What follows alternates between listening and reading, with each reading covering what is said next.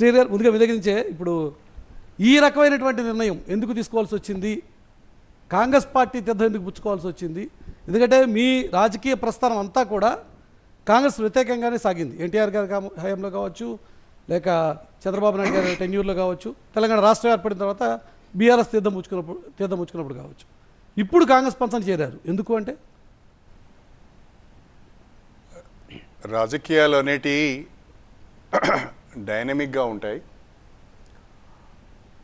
ప్రజలు ఒక్కొక్క సందర్భంలో ఒకానొక సమయంలో ఒక పార్టీని ఆశీర్వదిస్తూ ఉంటారు, ఒక పార్టీకి మద్దతు తెలుపుతుంటారు. కారణాలు అప్పటి వరకున్న ప్రభుత్వం పైన వ్యతిరేకత కావచ్చు, లేదా కొత్తగా అధికారంలోకి వచ్చే పార్టీ యొక్క విధానాలు కావచ్చు, మేనిఫెస్టో కావచ్చు, నచ్చి ప్రజలు ఓటేసి గెలిపిస్తూ ఉంటారు.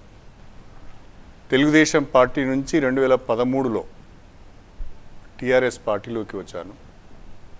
ఆనాడు తెలంగాణ ప్రాంతంలో తెలంగాణ ప్రజలందరూ కూడా ప్రత్యేక రాష్ట్రం కావాలని ఆందోళన చేస్తున్న క్రమంలో, తెలంగాణ కొరకు అనేక మంది బిడ్డలు బలిదానాలు చేసుకుంటున్న క్రమంలో తెలుగుదేశం పార్టీ యొక్క విధానం పట్ల స్పష్టత కొరవడింది అని ప్రజలు అనుమానిస్తున్న క్రమంలో తెలంగాణ ప్రజల పక్షాన ఉండాలి, ఉద్యమ పక్షాన ఉండాలని చెప్పి 2013 మేలో నేను టీఆర్ఎస్ పార్టీలో చేరాను.